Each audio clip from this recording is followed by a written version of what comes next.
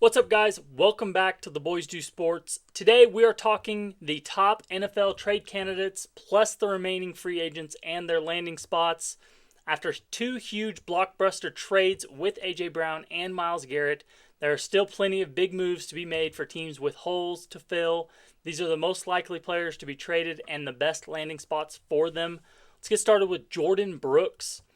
Of course, we got to start with him. He's my favorite. He is 29 years old and in the final year of his contract with the Dolphins, who are going to clearly have a down year. They should trade him instead of letting him walk in free agency. Might as well get some value out of him. He was first team All-Pro last season, and the Dolphins drafted linebacker Jacob Rodriguez in the second round. And this year, I think they're going to be awful. Just downright awful. Brooks would make a great addition to a contender like the Cowboys or the Bengals. Hoping for the Cowboys, though, of course. Max Crosby. He's got to be on this list because they already tried trading him once. The Ravens backed out, and now the relationship between Crosby and the front office must be fractured. Like, there's no way it's not. He's going to have a huge cap hit, but it'll be 100% worth it for a contender. The Bears desperately need some edge help and have plenty of cap space and the picks that the Raiders would want. Alvin Kamara. This backfield is very crowded, and Kamara was linked to trade conversations last season at the trade deadline, but he said he wouldn't play anywhere but New Orleans. After his down season, they should get something out of him before he completely falls off. The 30-year-old pass-catching back would be a good addition to the Packers, especially with the looming off-the-field issues with Josh Jacobs. Mac Jones, my favorite talk about trading. Not because he's going to end up with Dallas, but just because he needs to be traded in general.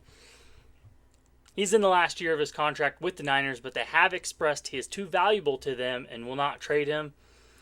Mac Jones won 5 of the 8 games he started in place of Purdy last season. He probably won't be traded until midseason when a contender loses their starting quarterback. That team would for sure have to overpay for Mac Jones. It's always possible that the Jets use some of their huge amount of draft capital to acquire him to compete because they have a pretty talented team. I think they could compete. Next is Anthony Richardson. He requested a trade in February since the Colts re-signed Daniel Jones and made Riley Leonard his backup. He's looking like the next biggest round 1 quarterback bust in the NFL. But I'm sure there are teams out there still interested in his physical traits and tremendous upside.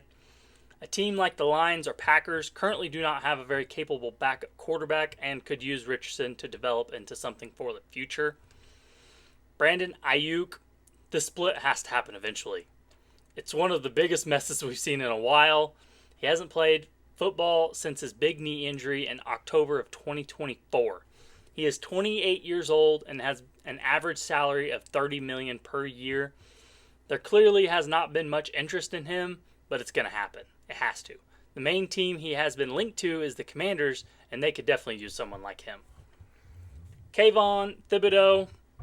He has been linked to trade talks since last year when the Giants drafted Abdul Carter 3rd overall. Now this year they drafted Arvell Reese. They already have Brian Burns, who's a top edge rusher in the league. Thibodeau is going into the last year of his contract, and there's no reason for the Giants to extend him. They have plenty of depth at edge and should get something out of the former 5th overall draft pick. The Patriots have a hole at edge and the money to extend him. James Conner. This has to be the most obvious one. This backfield is crowded. The Cardinals have plenty of depth behind their number 3 overall pick, Jeremiah Love, and newly signed Tyler Algier.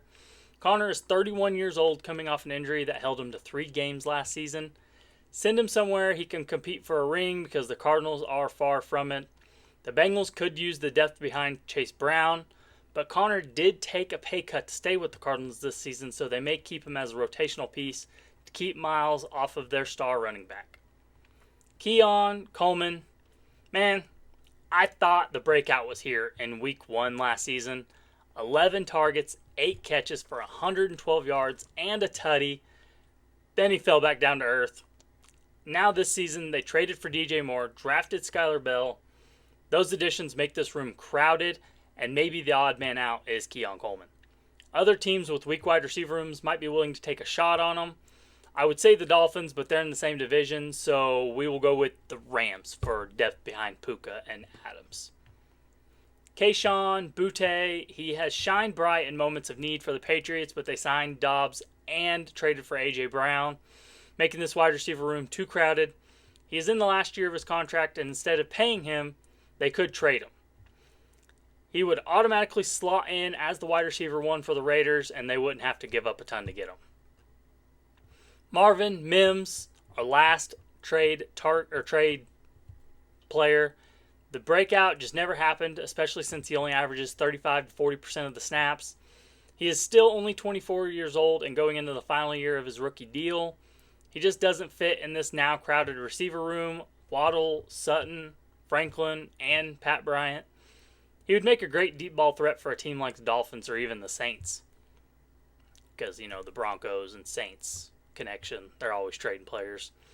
Now, onto the remaining free agents. There are still plenty of quality players available and plenty of teams who still need help as we get into the thick of the offseason. Here are the top available free agents that should be signed before preseason. We'll start with quarterbacks. We only got one of them, Jimmy Garoppolo. He's the only quarterback, like I said. He could still be a veteran backup for a team. I could see him ending up with the Cardinals as leverage in the Jacoby Brissett contract negotiations. Running backs, Najee Harris. He's only 28 years old, coming off of a torn Achilles, and I believe still has some life left. He could bring his veteran presence and be an early down plotter for a needy team like the Cowboys or the Packers, who are having the Josh Jacobs off the field issues. Next, we got Austin Eckler. He's also coming off a torn Achilles. He says he intends on playing in 2026 and has been medically cleared to do so. He could also bring a veteran presence to a locker room and be a pass-catching back for a contender like the Colts. Nick Chubb, kind of like Najee, the whole veteran early down plotter, could be useful for the Cowboys or Packers, but at 30 years old and not being fully healthy since 2022 takes a huge toll on you. He might be done. Last running back, Joe Mixon. He's 30 years old and didn't play a snap last season due to a mysterious foot injury. I would be shocked if his career isn't over, but we'll see. Maybe a team could get desperate. All right, on to wide receivers. We got Stephon Diggs. After a very productive season with the Patriots, he remains unsigned. Patriots are out since acquiring A.J. Brown, but the Chiefs are in desperate need of another receiver. The Rams are also another likely spot. Deebo Samuel, only 30 years old, coming off of a decent season with the Commanders. He could be useful to a team like the Bears or Chargers, but teams like the Dolphins and Raiders just absolutely need wide receiver help. Tyreek Hill, he is 32 years old, coming off of a gruesome knee injury, and it's been reported he might not be ready until mid-season. I assume he will remain unsigned until a contender loses a wide receiver to injury mid-season. The speedster might have something left in the tank. Probably, maybe the Dolphins, but I don't know. I really don't know. I don't think he might be done too, honestly. Kind of a mess too. Last wide receiver is Keenan Allen. He's now 34 years old, coming off back-to-back 120 target seasons. I wouldn't rule him out of playing his last season with the Chargers trying to get a ring. All right, moving on. Our only tight end here. He's the best available tight end and still could be useful to a team like the Panthers. Bryce Young needs as much help as he can get to earn a long-term contract. Offensive line, Taylor Decker. He can easily be a starting tackle on most teams in the NFL. Reuniting with Ben Johnson in Chicago would be a good fit. Then we got Mekhi Becton. He's a huge bust, but reuniting with the Eagles just makes sense. Kevin Zeitler. He has at least one more year left and could upgrade the 49ers' interior offensive line. Jonah Williams. He's not necessarily a starting caliber tackle, but could definitely give the Ravens depth in case of injury. Moving on to defensive line, Christian Wilkins. He says he intends on playing in 2026 coming off his foot injury. I'm shocked he's not signed yet. He could end up anywhere, but the Bills probably need him the most. Daquan Jones. He's coming off his best season since 2017 and should be signed by a contender like the Chargers. Moving on to edge, we got Jadeveon Clowney. He is definitely a viable pass rusher coming off an 8.5 sack season with Dallas. I think he signs back with the Cowboys, though.